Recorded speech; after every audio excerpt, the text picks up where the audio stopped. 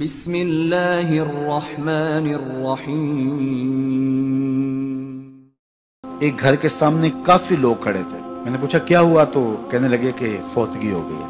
تو میں نے کہا کہ ان کا کوئی بیٹا نظر نہیں آ رہا، کہا تینوں بیٹے تبلیغ پہ گئے ہوئے ہیں۔ میں نے کہا اچھا ماں کی پھر اچانک طبیعت خراب ہوئی ہوگی، کوئی ہارٹ کا مسئلہ بن گیا؟ کہا نہیں ماں فالج میں مبتلا تھی۔ میں نے کہا پھر تو بہت زیادتی ہے کہ ماں فالج میں مبتلا اور تینوں بیٹے تبلیغ پہ گئے ہوئے۔ ماں کو ضرورت ہے اور بیٹا جا کے پیر کے دربار پہ بیٹھا ہے، غوث اعظم بھی ہیں تو فیض نہیں ملے گا۔ پہلا مرشد ماں ہے۔ میں بارسلونا کے ایئرپورٹ پہ تھا، تو وہاں کوئی اپنا ہم زبان مل جائے بیرونی دنیا میں تو بڑا اچھا لگتا ہے۔ تو مجھے لگا کہ ساتھ والے بینچ پہ کوئی ماں بولی بول رہا ہے، تو وہ انڈین پنجاب کے لوگ تھے۔ کہا کہ یہ ہمارا دوست ہے، اس کو ہم الوداع کرنے آئے۔ تو میں نے پوچھا کتنے عرصے بعد جا رہے ہو؟ تو وہ کہنے لگا 27 سال 3 ماہ بعد۔ تو مجھے دلچسپی پیدا ہوئی، تو میں نے کہا کہ اتنا عرصہ؟ کہا کہ بس وہ آیا تھا اور ایسا الجھا، کاغذات کا مسئلہ بن گیا، تو اب اللہ نے بہتری کیا تو اب جا رہا ہوں۔ جب آیا تھا عنفوان شباب تھا، اور اب تو بڑھاپا اتر رہا ہے، اور بڑے حسرت بڑے انداز میں کہنے لگا پتہ نہیں میرے گھر والے اب مجھے پہچانتے بھی ہیں یا کہ نہیں۔ 27 سال 3 ماہ بعد جا رہا ہوں، پتہ نہیں میرے گھر والے اب مجھے پہچانتے بھی ہیں یا نہیں۔ میں نے کہا اور کوئی پہچانے یا نہ پہچانے، ماں قدموں کی آہٹ سے پہچان لے گی۔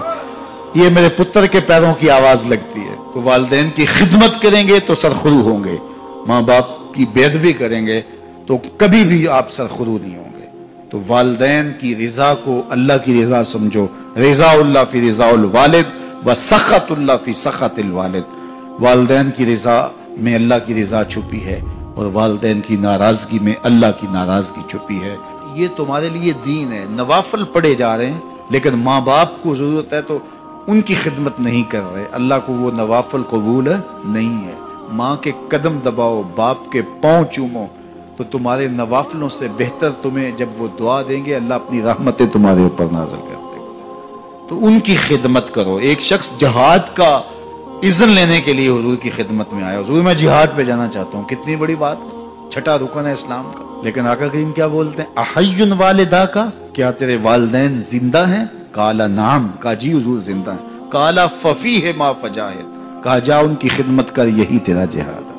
تو خوش نصیب وہ ہیں جو اپنے ماں باپ کی عزت کرتے ہیں، ان کے سامنے اپنے بازو سکیڑ کے رکھتے ہیں، ان کے معاملات میں، طرز زندگی میں، ان کے انداز معاشرت میں خوش رہتے ہیں، اور انہیں راحت، آسانی اور ان کے لیے محبتیں بچھاتے ہیں۔ تو اللہ تعالیٰ ان کے لیے آسانیاں پیدا کرتا ہے، رحمتیں پیدا کرتا ہے۔ اور اگر والدین فوت ہو گئے ہیں، انتقال کر گئے ہیں، تو آپ کہیں کہ یہ باتیں ہم نے پہلے سنی ہوتی تو بڑا فائدہ ہوتا، اب تو والدین اس دنیا سے جا چکے ہیں، تو اب ہم ان کی خدمت کیسے کر سکتے ہیں؟ ان کے لیے دعا کریں، ان کی روح بھی آپ سے راضی ہو جائے۔ ان کے لیے جمعۃ المبارک کے دن سورہ یاسین پڑھے جا کے ان کی قبر پہ، تو ان کی بھی مغفرت ہو جائے گی، آپ کی بھی مغفرت ہو جائے گی۔